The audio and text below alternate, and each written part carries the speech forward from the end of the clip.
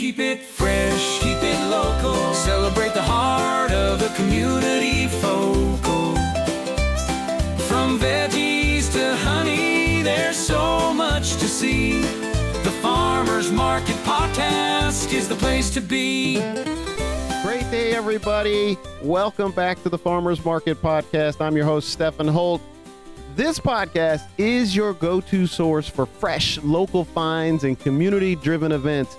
If you're in the Upstate and South Carolina this week, you're going to be in for a treat because February 22nd and 23rd, you're going to have plenty to go to and to see. There are plenty of farmers markets and artisan gatherings and happenings across the region. So let's dive right into where you can shop local and support small businesses. So Saturday, February 22nd, first up, the Frosty Farmer Winter Market. We have talked about this market. It's at McAllister Square in Greenville.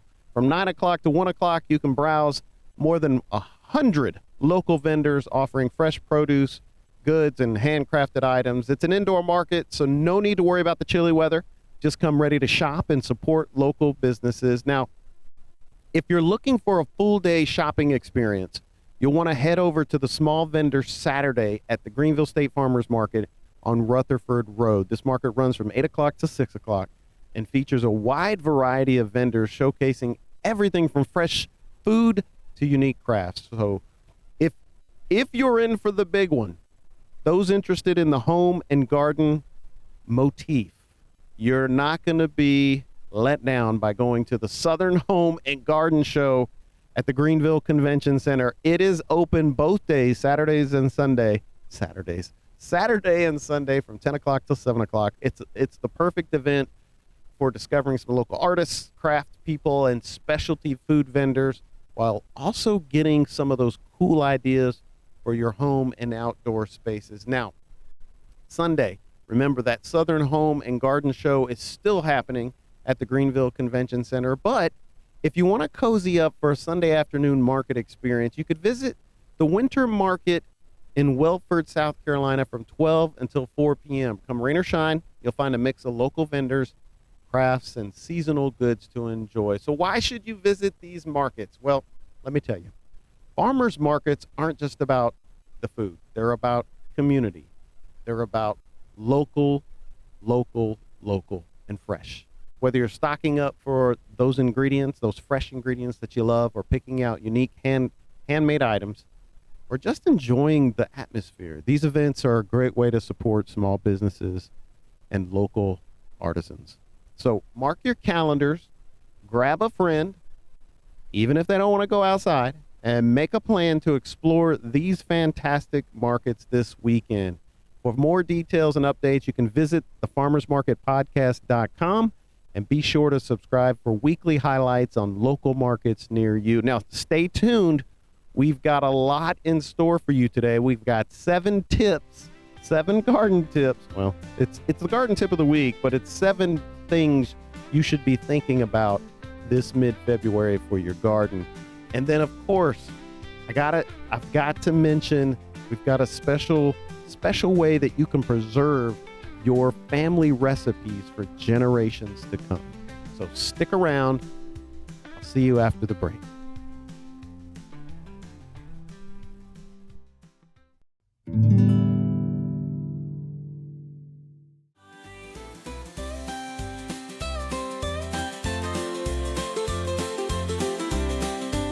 Here's your garden tip of the week. I actually have 7 things you can do that I have tried to do every season I have planted in February. Now, I didn't used to do this, but now I'm realizing that I probably should. So I start earlier and earlier every year. And these are 7 gardening tips for mid-February that I think everybody can really use. And they're really simple if you think about it. So number 1, prepare your soil. I know the ground may be frozen. Today it's not, even though it had some snow on it. But if it is workable and you can mix some things in your soil like compost or manure or some organic matter to enrich it, now's a good time to do it. So number 1, prepare your soil. Number 2, start seeds indoors. I didn't know anything about this about 7-8 years ago. And I didn't even think about doing it. But February is really a good time to start some cool season crops like lettuce, kale, spinach, and broccoli. I actually planted some spinach yesterday. So if you're thinking about summer crops like tomatoes, peppers, and eggplants, you could get your seed trays ready now and maybe possibly put them under grow lights or in a sunny window. So when you're ready to transplant them later, they're going to be hardier, they're going to be stronger. So number 2, start seeds indoors. Now, number 3, prune fruit trees and berry bushes. Now, I just literally planted a few fruit trees and berry bushes this past year. So before spring kicks in, I'm going to make sure I'm going to prune the fruit trees and berry bushes to remove dead or weak branches. That's a little tricky sometimes. But this promotes better air circulation and you get better growth when the weather warms up. So number 3, prune fruit trees and berry bushes. Number 4, if you haven't already done this, plan and order your seeds. This is really the last call to order your seeds for spring planting.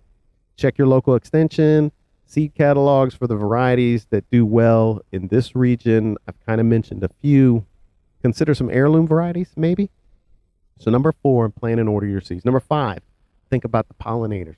Now's a good time to really start planning how you're going to attract the bees, the butterflies. Choose some early blooming flowers like crocus and snowdrops. Could provide some food sources for the bees just waking up from the winter. So think about the pollinators. Number 6, sharpen and clean your tools. I am notorious for not doing number 6. But this is a good time to get your garden tools in shape for the season. Sharpen pruners, clean off the rust, oil wooden handles. My son is meticulous when he's doing this, and I should probably take a note out of, or a play out of his playbook and do this. Number 6, sharpen and clean your tools. Number 7, the last of the 7 tips for mid-February, watch the weather and be ready to act. It's funny, we get these little spikes in weather this time of year, like a late winter burst. But keep an eye on the forecast for sudden frost or warm spells. And if the temperatures rise early, you may be able to plant some hardy crops like onions and peas a little sooner than you expected. So those are the 7 tips that, for mid-February that you could probably take to the bank. Prepare your soil, number 1. Number 2, start seeds indoors. 3, prune fruit trees and berry bushes. 4, plan and order your seeds. It's the last call. 5, think about the pollinators. 6, sharpen and clean your tools. And 7, watch the weather and be ready to act. Keep an eye on your local conditions. Get your hands in some soil, even if it's a seed tray. And happy growing. Don't forget to subscribe for more tips next week. Stay rooted and stay growing.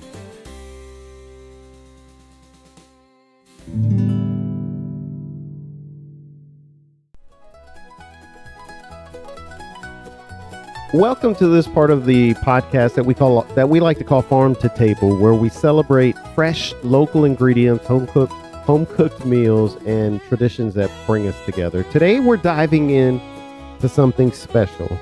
It's preserving family recipes so that they're never lost.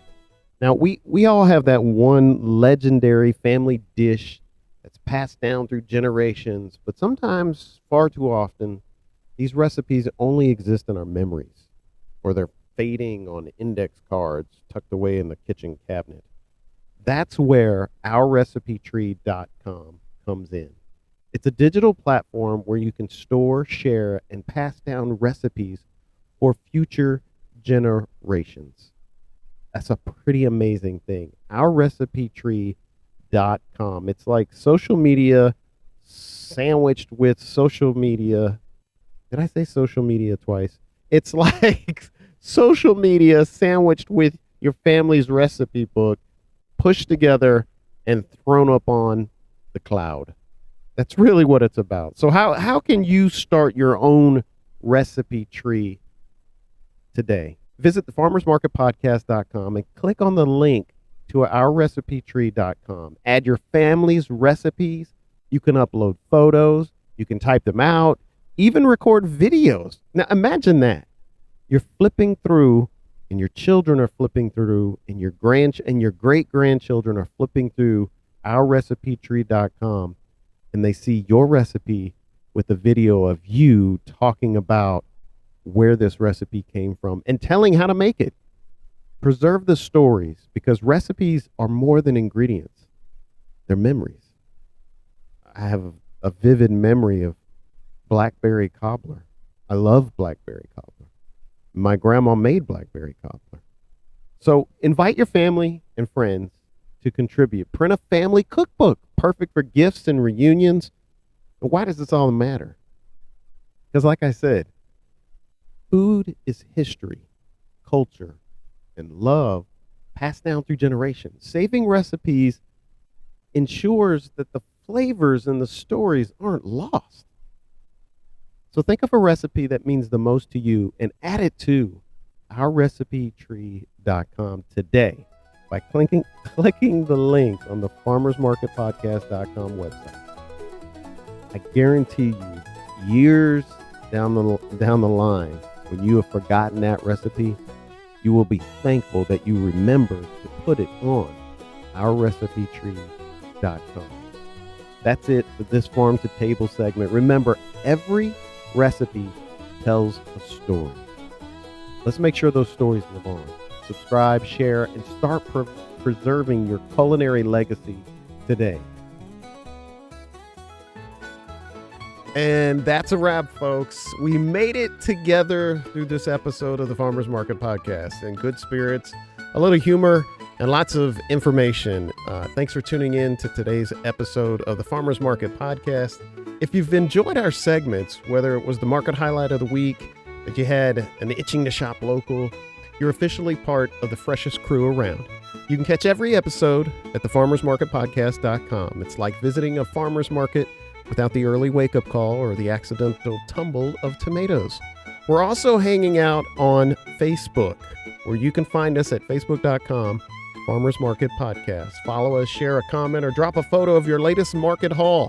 And hey, if you've got a farm, a market, or a great story to share, we'd love to have you on as a guest. Just visit our website, click Be a Guest, and let us know why you'd make the perfect addition to the podcast. And who knows, your story could inspire the next wave of local farmers and food lovers everywhere.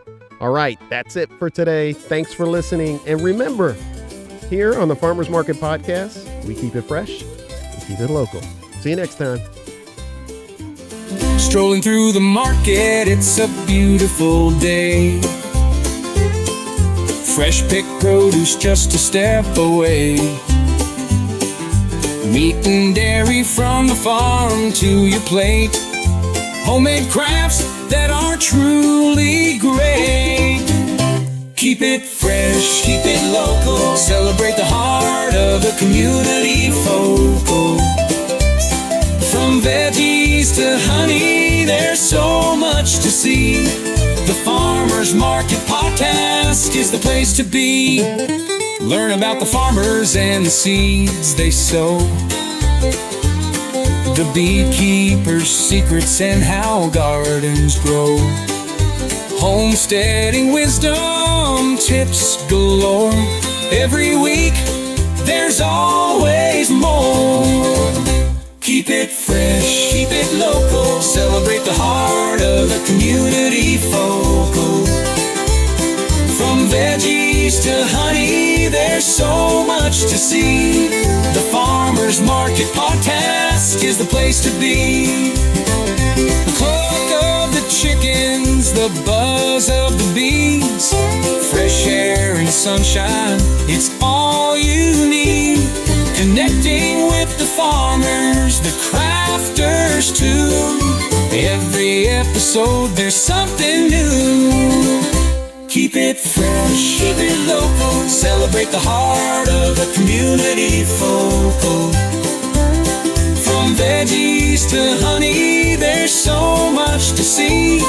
The Farmers Market Podcast is the place to be.